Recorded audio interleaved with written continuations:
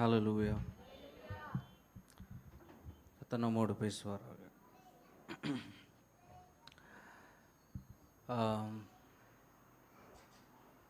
வார்த்தைகளும் வார்த்தைக்கு பின்னான எண்ணங்கள் தோன்றுவதற்கு முன்பாகவே மனிதன் தனக்கு பின்வரும் சந்ததிகளுக்கு தன்னுடைய நினைவை விட்டு செல்ல வேண்டும் என்ற எண்ணம் படைத்தவன். சரித்திரத்திலே நாம் அநேகம் பேரை படிக்கிறோம். சரித்திரமோ இல்லை வார்த்தைகளோ, வார்த்தைகளுக்கு பின்பான எண்ணங்கள் பிறப்பதற்கு முன்பாகவே ஆதி காலத்தில் வாழ்ந்த மனிதன் கூட தன்னுடைய நினைவை தன்னுடைய சந்ததிக்கு விட்டு செல்ல வேண்டும் என்ற எண்ணம் படைத்தவன். ஆகவே நாம் பல்லாயிரம் வருடங்களுக்கு முன்பாக பார்த்தால் கூட குகைகளில் வரைபடங்கள் இருக்கிறது. இங்கே ஒரு மனிதன் வாழ்ந்து மரித்தான் என்ற நினைவு இதற்கு பின்பாக இந்த குகைகளுக்கு வருகிறவர்களுக்கு தெரிய வேண்டும். இங்கே நான் ஒருவன் இருந்தேன், ஒரு மனிதன் வாழ்ந்தேன், மரித்தேன் என்ற எண்ணமாவது பின்வரும் சந்ததிக்கு போய் சேர வேண்டும் என்ற ஒரு வாஞ்சை மனிதனுக்கு இருந்திருக்கிறது. அந்த வாஞ்சைக்கு நேராக, அந்த ஒரு எண்ண ஓட்டத்திற்கு நேராக நம்முடைய வாழ்நாளை நாம் செலவழிக்கிறோம். நம்முடைய எண்ணத்தை எப்படி விட்டு செல்வது, நாம் எப்படி இன்னொரு மனிதனில் எண்ணத்திலே நினைவு கூறப்படுவோம், நாம் நினைவு கூறப்படுவோமா இல்லையா? மரணத்திற்கு பின்பாக நம்மை நினைவு கூறும் மனிதர்கள் இருப்பார்களா? இருந்தால், அப்படி இருந்தார்கள் என்றால் எப்படி நம்மை நினைவு கூறுவார்கள்? அவர்களுடைய எண்ணத்தில் நாம் யாராக நிலை நிற்போம்? நம்முடைய ஜீவன் இந்த பூமியில் முடிந்த பின்பாக எண்ணத்திலே, மனிதர்களின் எண்ணத்திலே நாம் எப்படியாக வாழுவோம் என்ற கேள்வி நம்முடைய சிந்தனைக்கு பின்பாக இருக்கிற ஒரு கேள்வி. எப்பொழுதும் அது இருந்து கொண்டே தான் இருக்கிறது. நம்மை மனிதர்கள் நினைவு கூறுவார்களா இல்லையா என்பதே நமக்கு கேள்வியாகிறது. அப்படி நினைவு கூர்ந்தால் எப்படி நம்மை நினைவு கூறுவார்கள்? எந்த எண்ணத்தில் நம்மை நினைவு கூறுவார்கள்? இவன் நல்லவன் என்று நினைவு கூறுவார்களா, தீயவன் என்று நினைவு கூறுவார்களா, நாம் இவர்களுக்கு செய்த நன்மைகளை நினைவு கூறுவார்களா? Will they remember me as a father, as a priest? What will I be remembered for? என்னுடைய வாழ்க்கையில் நான் அநேக பாத்திரங்களை வகித்திருக்கிறேன். எந்த பாத்திரத்திற்காக நான் நினைவு கூறப்படுவேன்? ஒரு தகப்பனாக நினைவு கூறப்படுவேனா? ஒரு போதகனாக நினைவு கூறப்படுவேனா? இல்லை ஒரு ஆசிரியனாக நினைவு கூறப்படுவேனா? என் வேலையில் நான் உத்தமமாக இருக்கிறேனே, அதற்காக நான் நினைவு கூறப்படுவேனா? For what will I be remembered? அந்த கேள்வி நமக்கு எப்போவுமே இட்ஸ் இன் த பேக்ரவுண்ட், அது பின்னாடி இருந்து கொண்டே இருக்கிறது. மரணத்திற்கு பின்பாக நாம் நினைவு கூறப்படுவோமா இல்லையா என்பது இட் ரிமைன்ஸ் அ கொஸ்டின். அது ஒரு கேள்வியாகவே அமைந்தாலும் உயிரோடு இருக்கும்போது தான் நாம் நினைவில் இருக்கிறோமா என்பதே கேள்வியாகிறது. நாம் வாழ்ந்து கொண்டு இருக்கும்போதே மனிதர்களுடைய நினைவில் மரித்து போய்விடுகிறோம். வாழ்ந்து கொண்டு இருக்கும்போதே மனிதர்களின் நினைவில் இருந்து நாம் நீக்கப்படுகிறோம், மறக்கடிக்கப்படுகிறோம். மறந்து போகிறார்கள் நம்மை. நாம் அநேகரை மறந்து போகிறோம், நம்மையும் அநேகர் மறந்து போகிறார்கள். உயிரோடு இருக்கும்போதே நான் நினைவில் இல்லை என்றால் மரித்த பின்பாக எப்படி நினைவில் இருப்பேன்? இல்லையா? Out of sight is out of மைண்டுன்னு சொல்லுவாங்க இல்லையா? கண்களில் தெரியாதது எண்ணத்திலும் இருக்காது என்று சொல்லுவார்கள். ஒரு சில பேர் ஒரு 2-3 மாதம் இங்கே வரலன்னு வச்சுப்போமே, அப்புறம் அவங்கள நம்ம மறந்துடுவோம். நம்ம உயிரோடு இருந்தாலும் எண்ணத்தில் மரித்து விடுவோம். அப்படி பலருடைய எண்ணங்களில் நாம் மரித்து விட்டு இருக்கிறோம். நம்முடைய எண்ணத்தில் பலர் மரித்திருக்கிறார்கள். மரித்த பின்பாக தான் நான் எப்படியாக நினைவு கூறப்படுவேன் என்ற எண்ணம் எனக்கு இருக்கிறதா அப்படின்னா, உயிரோடு இருக்கும்போதே எனக்கு அந்த நினைவு இருக்கிறது, அந்த எண்ணம் இருக்கிறது. நான் எப்படியாக நினைவு கூறப்படுகிறேன், என்னை குறித்து எப்படியாக நினைக்கிறார்கள், what do they think of me, என்னை குறித்து இன்னொருவன் சிந்தனையில் எப்படியாக நான் தெரிகிறேன், என்னை குறித்து அவன் எப்படியாக யோசிக்கிறான், என்னுடைய நினைவு அவனுடைய எண்ணத்தில் எப்படியாக உதிக்கிறது, ஏன் உதிக்கிறது? இந்த கேள்விகள் எல்லாம் நம்மை அனுதினமும் ஏதோ ஒரு வகையில் நம்மை தொட்டுக்கொண்டே தான் இருக்கிறது. ஞாபகம் இல்லையா என்பது ஒரு பெரிய கேள்வி இல்லையா? ஞாபகம் இருக்கிறதா, ஞாபகம் இல்லையா? பல காலங்களுக்கு பின்பாக ஒரு மனிதனை சந்தித்து விட்டால் என்ன ஞாபகம் இல்லை அப்படின்னு கேட்குறோம் இல்லை? ஞாபகம் இல்லைன்னாலும் நம்ம இருக்குதே அப்படின்னு ஏன் சொல்கிறோம்? அவங்க மனசு கஷ்டப்பட்டுறக்கூடாதுன்னு தான் நான் ஞாபகம் இருக்குதுன்னு சொல்லிடுறோம். ஆனால் ஞாபகத்தில் அநேகம் பேர் இருப்பது இல்லை. ஞாபகம் இல்லைன்னு சொல்லிட்டா அது ஒரு பெரிய என்ன சொல்கிறது, அவர்களை துன்பப்படுத்தினது போலவே அது மாறிவிடும். ஞாபகம் இல்லை என்றால் ஒரு மனிதன் தம்முடைய எண்ணத்தில் மரித்து விடுகிறான். ஆகவே மனிதர்கள் எப்படியாக நினைவில் வைக்கப்படுகிறார்கள், எப்படியாக ஞாபகம் வைத்து கொள்ளப்படுகிறார்கள் என்பது இட் இஸ் வெரி இம்பார்ட்டன்ட். நம்ம எப்படி இன்னொருத்த எண்ணத்தில் நம்மை எப்படி நினைவு கூறுகிறான் என்பதும் நமக்கு எப்பொழுதுமே ஒரு முக்கியமான கேள்வியாக மாறுகிறது. பல கோடி மனிதர்கள் வாழ்கிறார்கள், மரித்து போகிறார்கள். ஆனால் இவர்களுடைய எண்ணங்கள் நம்முடைய மனதில் இருப்பதில்லை. ஒரு சிலருடைய நாமங்களும் வாழ்க்கைகளும் நம்முடைய எண்ணத்தில் பதிந்து விடுகிறது. அது நம்முடைய பட்டணத்திலே பெருந்தலைவர்களுடைய நினைவு கூறுதலாக கடற்கரையிலே அவர்களுடைய நினைவு சின்னங்கள் இருக்கிறது இல்லையா? அதிகாரத்தில் இருப்பவர்களும் பணம் படைத்தவர்களும் ஒரு சமுதாயத்தில் அந்தஸ்து பெற்றவர்கள் தங்களுடைய நினைவை அவர்கள் மரித்த பின்பாக பூமியிலே நிலைநாட்ட வேண்டும் என்பதற்காக நினைவு சின்னங்களை மனிதர்கள் அவர்களுக்காக வைக்கிறார்கள். அப்படி இந்த நினைவு சின்னம் இல்லைன்னா இந்த மனுஷன் எவ்வளோதான் நல்லது செஞ்சிருந்தாலும் அவனை மறந்துடுவாங்கன்னு ஒரு பயம் உள்ள எப்பொழுதுமே இருக்குது. ஆகவே ஒரு மனிதன் மரித்து விட்டால் அவனுக்கு நினைவு சின்னம் வைத்து அந்த நினைவு சின்னத்தை வருஷத்துக்கு ஒரு தடவை புதுப்பித்து ஏதாவது ஒன்று பண்ணிக்கிட்டே இருக்கணும். இல்லைன்னா அந்த நாமம் மறைந்து விடும், மறக்கப்பட்டு விடும். பெரிய பெரிய மனிதர்கள் தங்களுக்கென்று ஆதி காலத்திலிருந்தே இந்த நினைவு சின்னங்கள் வைப்பது, சிலைகள் நிறுவுவது, பெரிய கட்டடங்கள் கட்டுவது என்பதெல்லாம் ஒரு பழக்கம்தான் பணம் படைத்தவர்களுக்கும் அதிகாரத்தில் இருப்பவர்களுக்கும். அப்படி தமிழ்நாட்டிலே எத்தனையோ பேர் வாழ்ந்து மரித்திருந்தாலும் கடற்கரையிலே நினைவு சின்னமாக வைக்கப்பட்டிருப்பது சிலர் தானே இல்லையா? யார் யார் இருக்கா? இப்போ எம்ஜிஆர், ஜெயலலிதா, அண்ணா, கலைஞர் 4 பேர் இருக்கிறாங்க.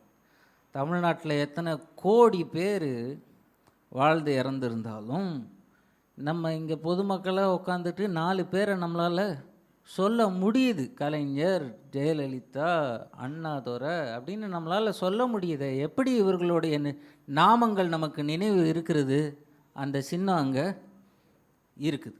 அதனால தான் நம்மளுடைய நினைவிலும் எப்படியோ இருக்குது. அப்படி அந்த சின்னங்கள் மறக்கப்பட்டு போகும் என்றால் நம்முடைய எண்ணங்களிலிருந்தும் இந்த மனிதர்கள் மறைந்து போவார்கள். இந்த எண்ணத்தை தக்க வைக்க தான் மறைந்த பின்பாகவும் தன்னுடைய எண்ணத்தை இந்த பூமியில் தக்க வைக்க மனிதர்கள் செய்வது அநேகம். ஒரு வகையிலே பார்த்தால் கோடிக்கணக்கான மக்கள் மரித்து விடுகிறார்கள், அவர்களுடைய நினைவு நம்முடைய எண்ணத்தில் இல்லை. சில பேருடைய நினைவு மட்டும் நம்மிடத்தில் இருக்கிறது. ஏனென்றால் அவர்கள் வாழ்ந்த காலத்திலே அதிகாரத்திலோ அந்தஸ்திலோ இருந்திருக்க வேண்டும் அப்படி என்று தோன்றுகிறது. கடற்கரையில் இருக்கிறவங்க எல்லாம் யாரு?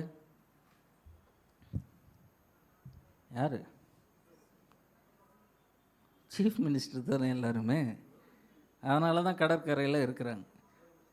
நமக்கு இப்போது கடற்கரையில் இடம் கொடுப்பாங்களா? கொடுக்க மாட்டாங்க. கடற்கரையில் விடுங்க, தாங்கல்ல கூட இடம் கிடைக்காது. 6 அடி நிலம் கூட நமக்கு கிடைப்பது மிகவும் கடினம். அப்போ நம்மளை எங்கே நினைவு கூறுவாங்க இல்லையா?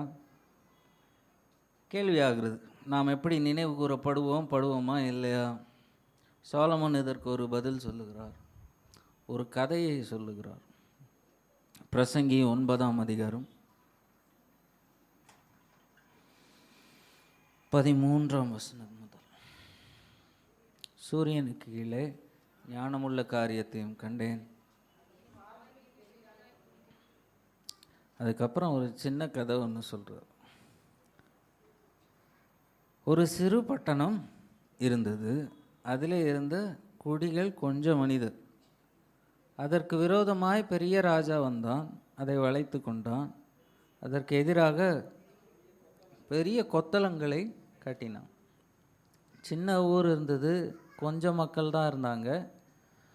அந்த ஊருக்கு எதிராக பெரிய ராஜா வந்தான். சின்ன ஊருக்கு எதிராக பெரிய ராஜா வந்தான். சிறு கூட்டம் மக்களுக்கு எதிராக பெரிய கூட்டம் வந்தது. கொத்தளங்களை கட்டினார்கள்.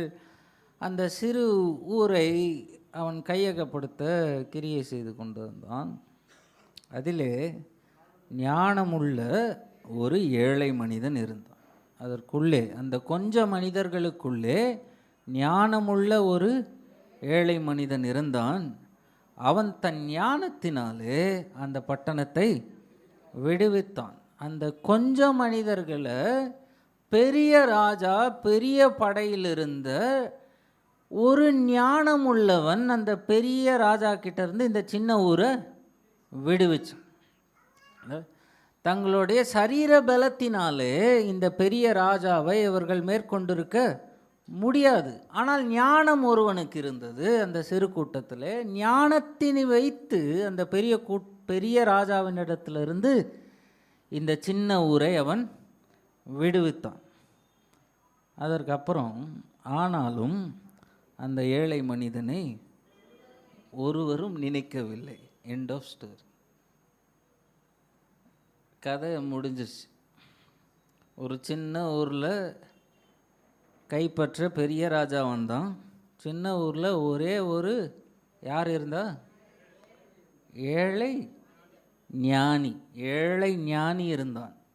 ஏழை ஞானி ஞானத்தை பயன்படுத்தி இந்த சின்ன கூட்ட மக்களை பெரிய ராஜா கையிலிருந்து விடுவித்தான். ஆனால் இந்த சின்ன கூட்ட மக்கள் கூட இந்த ஏழை ஞானியை தங்கள் நினைவில் வைக்கவில்லை. ரட்சிப்பை கொடுப்பவனைத்தான் இந்த மனிதர்கள் நினைவில் வைப்பார்களா அப்படின்னா அது கூட நினைவில் இருக்காதுன்னு சொல்கிறார் சாலமோன். நன்மை செய்தால், ஒருவனுக்கு நீ நன்மை செய்தால் அவன் உன்னை நினைவில் வைத்திருப்பானா என்றால் அவன் நினைவில் வைத்திருக்க மாட்டான். ஊரையே விடுவித்தால் ஊர் உன்னை நினைவில் வைத்திருக்குமா? ஊர் கூட உன்னை நினைவில் வைத்திருக்காது. ஆனாலும் அந்த ஏழை மனிதனை ஒருவரும் நினைக்கவில்லை. ஆகையால் ஏழையின் ஞானம் அசட்டை பண்ணப்படும். அதுதான் ஏழையின் ஞானமும் ஏழையின் நினைவும். ஏழை ஞானியின் நினைவு அசட்டை பண்ணப்படும். ஏழை மனிதன் ஞானியாக இருந்தாலும், விடுதலையே கொண்டு வந்திருந்தாலும், பல நற்கிரியைகளை செய்திருந்தாலும், தன்னுடைய ஜீவனை கொடுத்து ஒரு கூட்ட மனிதர்களுக்கு சேவை செய்திருந்தாலும், அவன் ஏழையாக இருந்தால் அவன் அசட்டை பண்ணப்படுவான். அவனை நினைவு கூற மாட்டார்கள். அதனால தான் சாலமோன் எப்படி சொல்கிறார்னா, ஏழை ஞானி. அவன் ஞானிதான், ஆனால் ஏழை. ஆகவே அவன் நினைவிலே இருக்க மாட்டான். அதே நேரத்தில் அந்த ஞானி ஆஸ்தி உடையவனாக இருந்திருந்தால் அவன் நினைவிலே இருப்பான். என்னப்பா?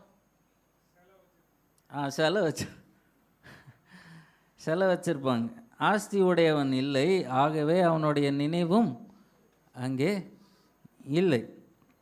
அவனுக்கு சொந்த இடம் இல்லை சிலை நிறுவுறதுக்கு. Whatever, he was forgotten. அந்த ஏழை ஏன் நினைவில் அற்று போகிறான்? ஏழையாக இருக்கிறதுனால நினைவில் அற்று போகிறான். இன்றைக்கு இந்தியாவிலே நடக்கும் கல்யாணம், பெரிய கல்யாணம் எது? அம்பானி கல்யாணம். அம்பானி பேர் உங்களுக்கு எப்படி தெரிஞ்சது? உங்கள் பேர் அம்பானிக்கு தெரியுமா? ஆனால் அம்பானி பேர் உங்களுக்கு தெரியுது இல்லை? ஏன் நம்முடைய பேரை அவர் நினைவில் வச்சுக்க மாட்டார்? நம்ம ஏழை, அவருடைய பேர் நம்ம நினைவில் ஏன் இருக்குது? வேறு ஒரு காரணமும் இல்லை, இல்லையா? அவன் பணக்காரன், ஆகவே அவனுடைய நினைவு, அவனுடைய நாமத்தின் நினைவு நம்முடைய எண்ணத்திலே சம்பந்தமே இல்லாமல் வாழ்கிறது. ஆனால் நம்ம எவ்வளோதான் நல்லவங்களாக இருக்கட்டும், நல்ல விசுவாசிங்களாக இருக்கட்டும், என்னவா இருக்கட்டும், நம்மளுடைய நினைவை தூக்கி செல்ல எவரும் வரமாட்டார்கள். The difference is only this: material possession எவன்கிட்ட இருக்குதோ அவன் தான் நினைவு கூறப்படுவான். பொருட்கள், பணம், ஆஸ்தி எவனிடத்தில் இருக்கிறதோ அவன் நினைவு கூறப்படுவான். பொருட்கள் இல்லாதவன் ஞானியாக இருந்தாலும் இரட்சகனாக இருந்தாலும் அவன் மறக்கப்பட்டு போவான். ஹல்லேலூயா. சாலமோன் ஒரு விதமான இருண்ட எண்ணத்தை நமக்கு கொடுக்கிறார்.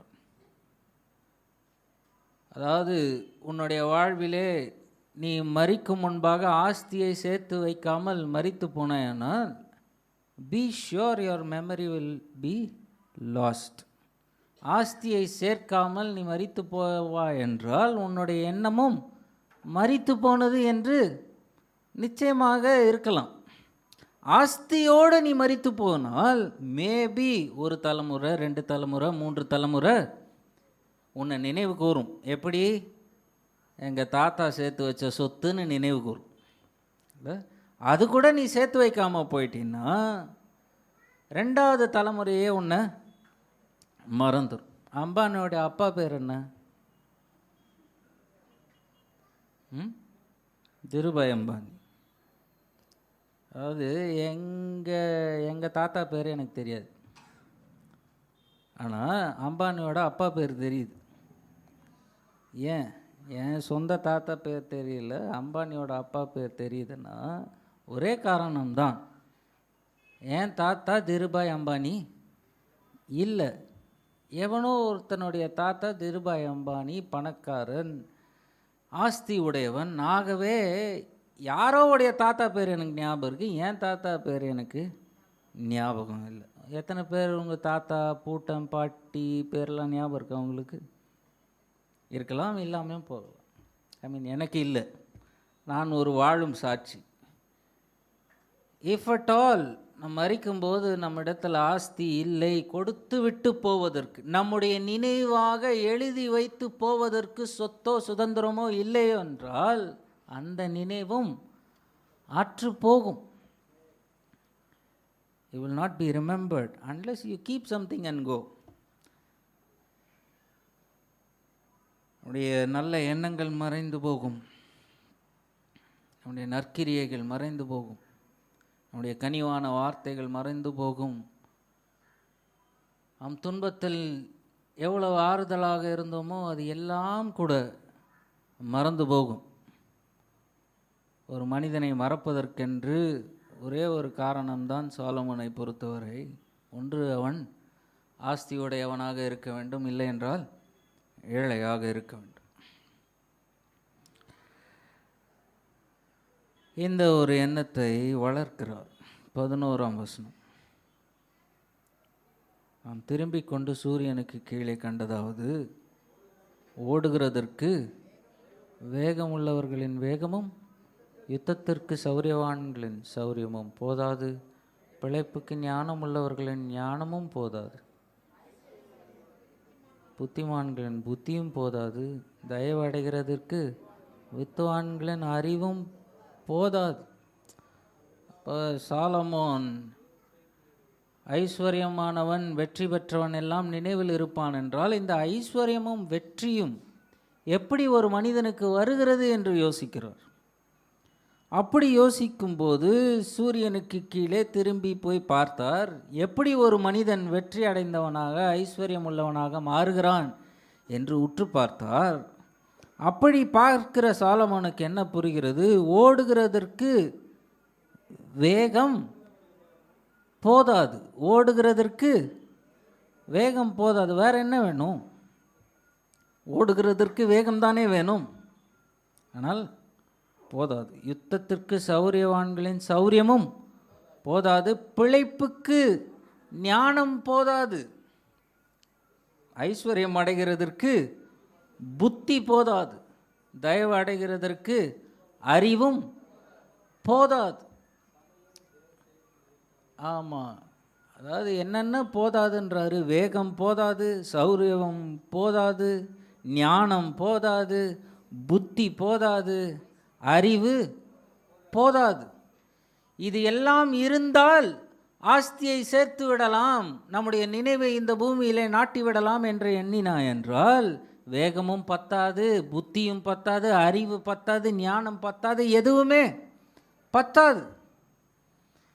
காலமும் நேரமும் ஒவ்வொருத்தனுக்கு வரும். Time and chance happens to all.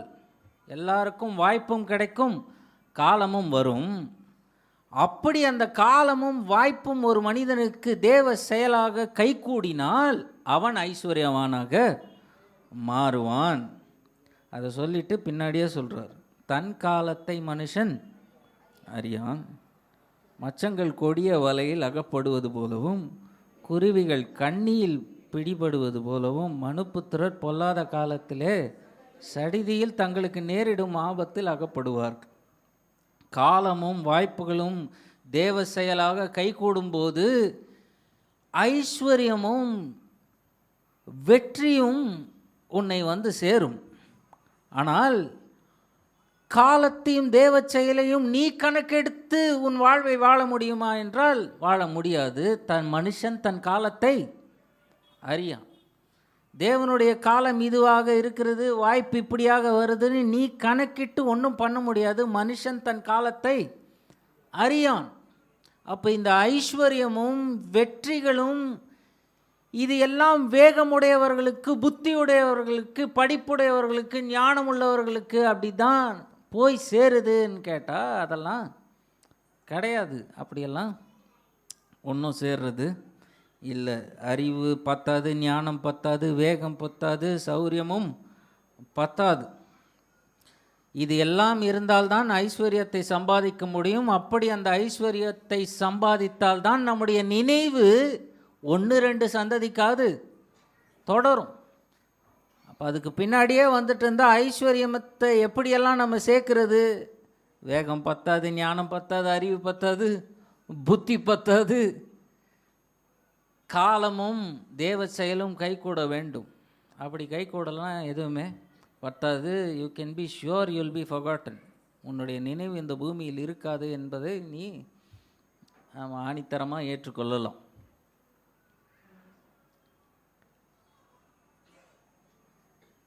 ஐஸ்வர்யத்திற்கு ஞானம் உதவுவதில்லை அப்படின்னா, ஞானிகள் ஐஸ்வர்யத்தை அடைவது இல்லை. இல்லை, வேகமுடையவர்கள் வெற்றியை அடைவது இல்லை. புத்தி ஐஸ்வர்யத்தை தேடி தடாது. அப்போ ஐஸ்வர்யவான்களில் அநேகர், சிலர் புத்தியுடையவர்களாக இருக்கலாம், ஆனால் பலர் எப்படியாக இருப்பார்கள்?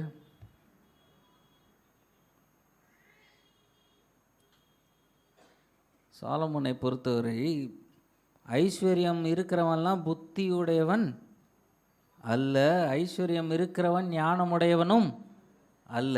அப்போ ஐஸ்வர்யவான் எப்படியாக இருக்கலாம்? புத்தி இல்லாதவனும் ஞானம் இல்லாதவனும் ஐஸ்வர்யவானாக இருக்கலாம் இல்லையா?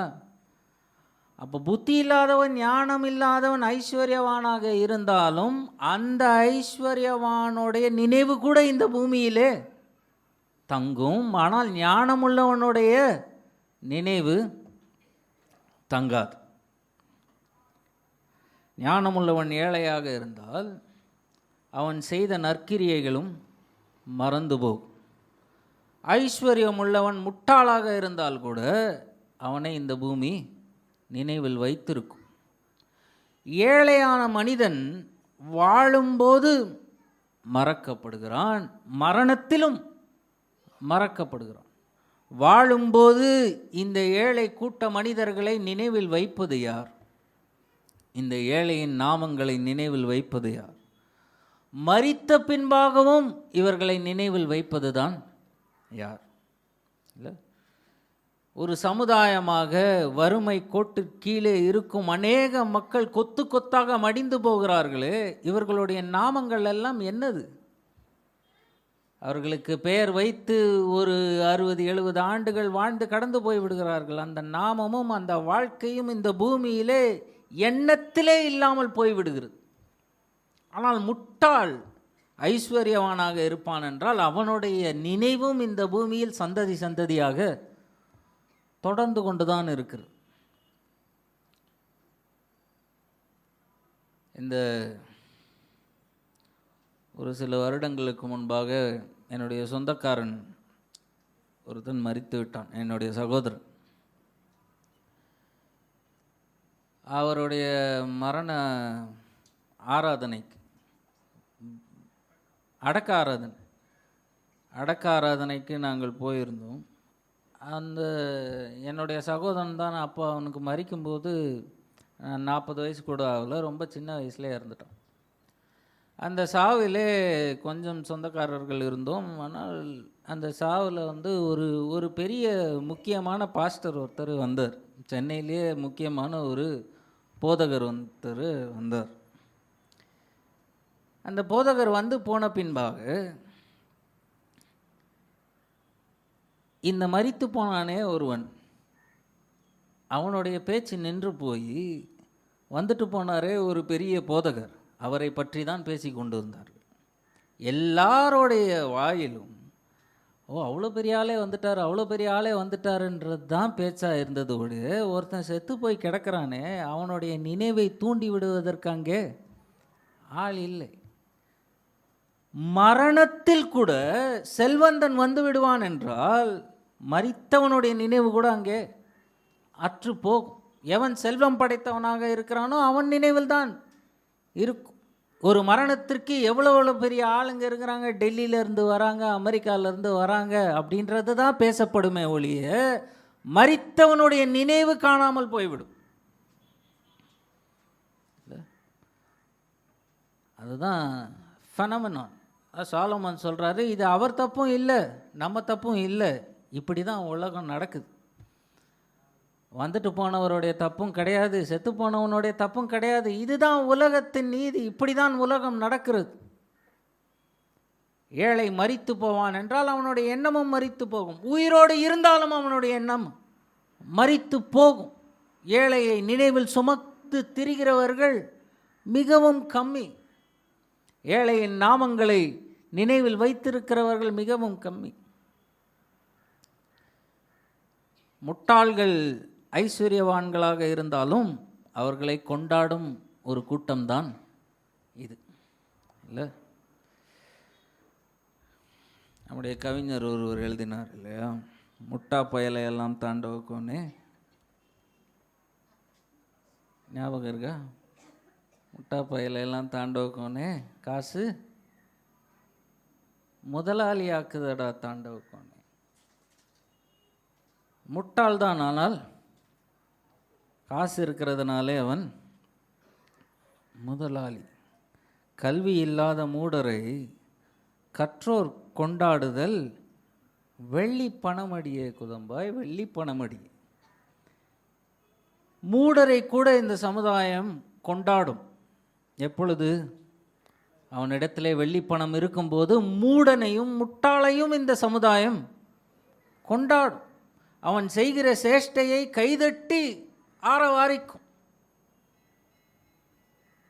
இது it is so obvious these days. அவன் பணம் வைத்திருக்கிறதுனாலே மட்டுமே அவனை கொண்டாடுவதற்கு பெரும் கூட்டம் திரளும். ஆனால் அந்த கவிஞர் எழுதுகிறார், கட்டி அழும்போதும் தாண்டவக்கோனே, பணப்பட்டியின் மேல் கண்வையடா தாண்டவக்கோனே. கட்டி அழும்போதும் பணப்பெட்டியின் மேல் உனக்கு கண் இல்லை என்றால் நீ கட்டி அழுகிறது கூட வீண். ஆக்சுவலாக ஒரு ஐஸ்வர்யவான் ஒரு பிணத்தின் மேலே கட்டி அழுவான் என்றால் அந்த அழுகை நினைவில் இருக்கும். நீ ஏழை மனிதன் பணப்பெட்டியில் கண் வைக்காத ஒரு மனிதன் நீ கட்டி அழுதுனா உன்னை வந்து ஓரம் தள்ளுவாங்க, போய் ஓரமாக போய் நின்று அழுன்றுவாங்க. அழுகிறதற்கு கூட நேரமும் காலமும் ஐஸ்வர்யவானுக்கு தான் கிடைக்கும். கட்டி அழும்போதும் தாண்டவக்கோனே பணப்பெட்டியின் மேலே கண்வையடா தாண்டவக்கோனே. ஞாபகம் இருக்கு அந்த பாட்டு இல்லையா?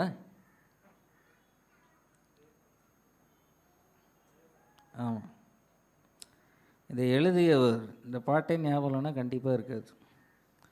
இதை எழுதியவர் உடுமலை நாராயண கவி.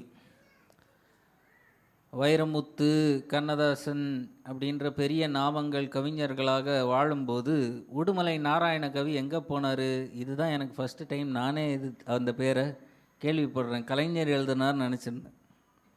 கலைஞர் எழுதினார், பட்டுக்கோட்டை எழுதினார்னு பார்த்தா உடுமலை நாராயண கவி என்று ஒருத்தர் எழுதியிருக்கிறார். ஏன் இந்த மனிதனுடைய நினைவு நம்மிடத்திலே இல்லை? ஏன் இந்த நாமம் பேசப்படவில்லை? உடுமலை நாராயண கவி ஒன்றும் வெற்றி பெற்ற கவிஞனும் இல்லை, ஆஸ்தி படைத்தவனும் இல்லை. ஆஸ்தி படைத்தவனாக இருந்திருந்தால் உடுமலை நாராயண கவி நம்முடைய சிந்தனையில் இருந்திருப்பார்.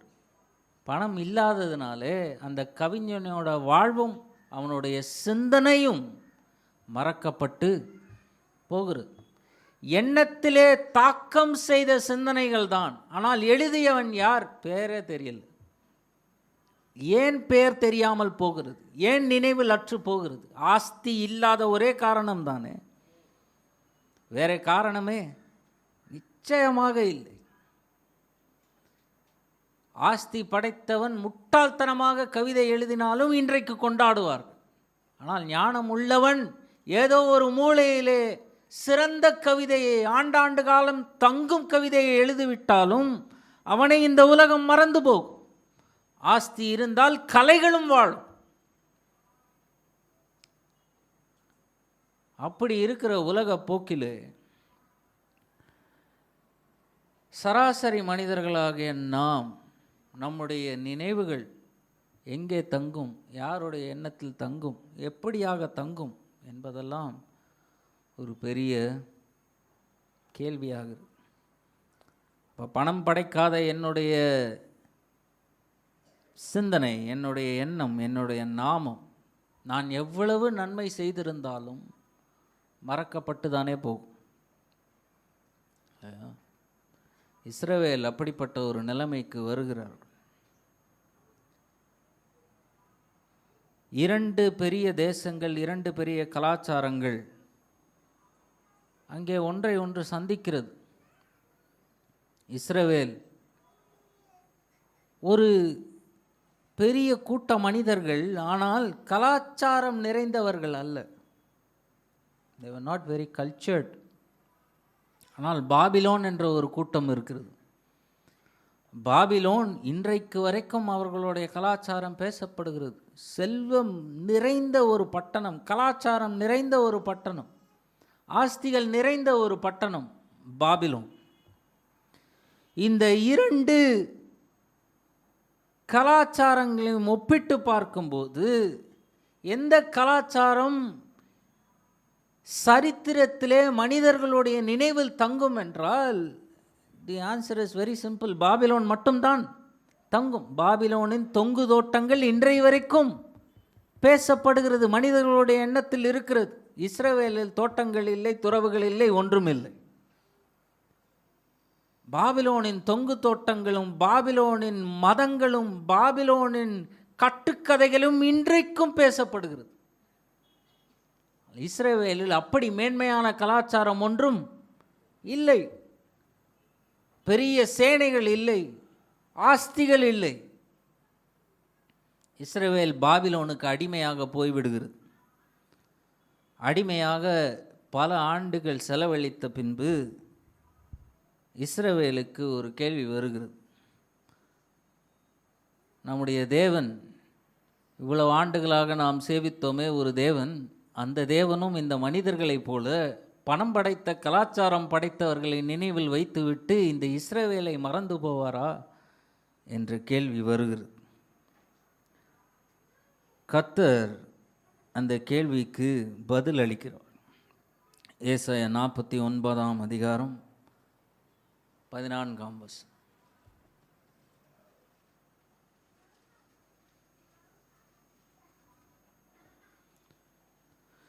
சீயோனோ, கர்த்தர் என்னை கைவிட்டார், ஆண்டவர் என்னை மறந்தார் என்று சொல்லுகிறாள்.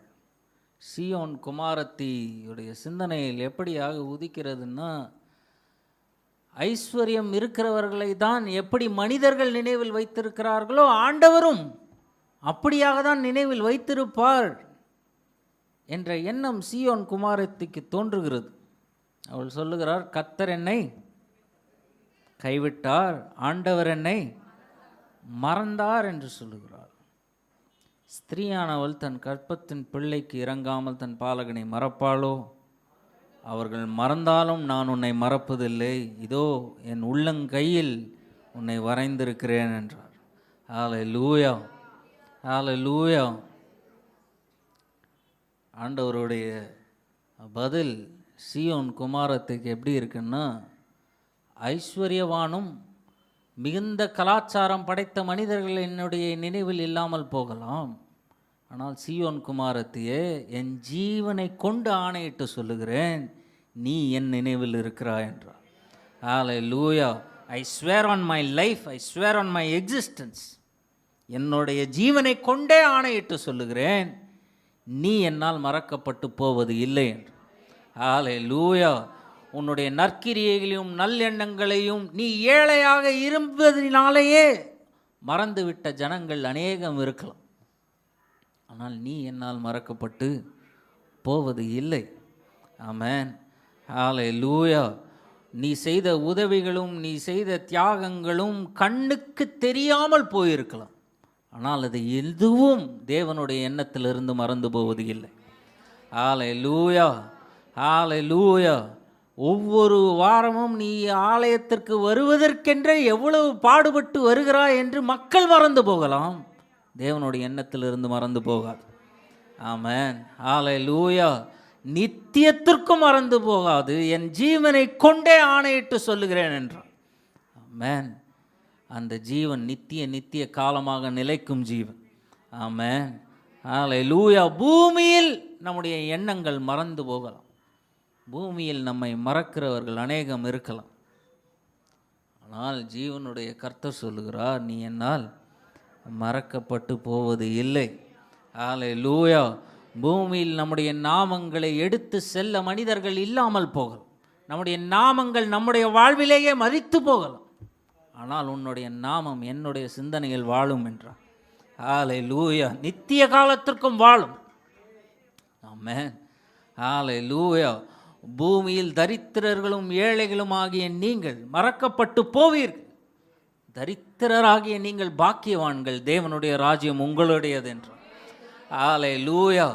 தரித்திரனும் ஏழையும் மறக்கப்பட்டு போவான், பெற்ற தாய் தனது பிள்ளையை மறப்பாளோ? மறப்பாள். அப்படி ஒரு காரணம் வந்தாலும் நான் உன்னை மறந்து போவது இல்லை. ஹல்லேலூயா.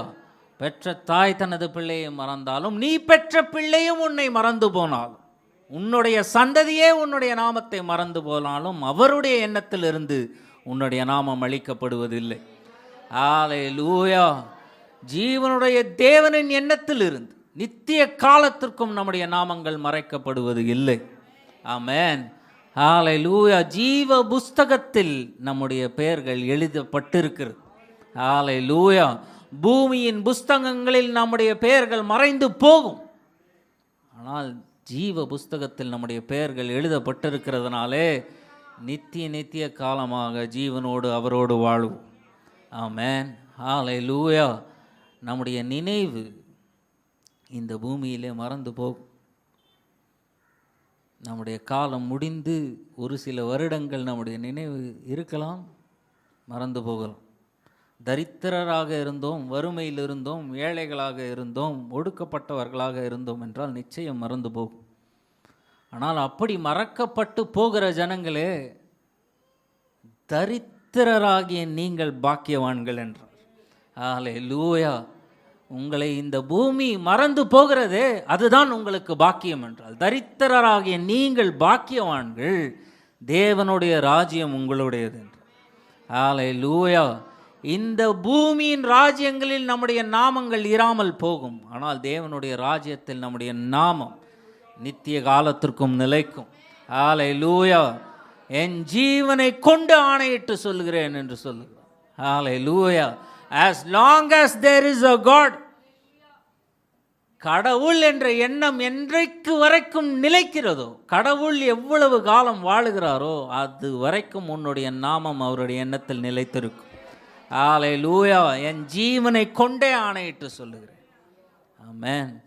ஹalleluya. பூமியில் இந்த நாமங்கள் மறைந்து போகும், ஆனால் ஜீவ புஸ்தகத்தில் மறுபடியும் உயிர் பெறும். ஹalleluya. நித்திய காலத்துக்கும் உயிர் பெறும். ஹalleluya. ஹalleluya. இந்த பூமியில் நான் படும் வறுமையும் ஏழ்மையும் கிறிஸ்துவின் எண்ணத்திலிருந்து என்னுடைய சிந்தனையை அழித்து விடாது. ஹalleluya. இந்த வாழ்க்கையில் வறுமை மனிதர்களுடைய எண்ணத்திலிருந்து என்னுடைய நாமத்தை அழித்து போட்டிருக்கலாம், அழித்து போடும், ஆனால் கிறிஸ்துவின் எண்ணத்திலிருந்து அழித்து போட முடியாது. ஹalleluya. கிறிஸ்துவின் எண்ணத்திலே நித்திய காலமாக நாம் வாழ்வோம். ஆமென். ஹalleluya. நம்முடைய பெயர்கள் ஜீவ புஸ்தகத்தில் எழுதப்பட்டிருக்கிறது. அவருடைய எண்ணத்திலே, அவருடைய நினைவிலே எப்பொழுதும் தங்குகிற பெயர்களாக இருக்கிறது. ஆமென். ஹalleluya. நீ என்றைக்கும் மறைக்கப்பட்டு போவது இல்லை. ஆமென். நீ என்றைக்கும் மறக்கப்பட்டு போவது இல்லை. ஆமென். எழுந்து நிற்போம்.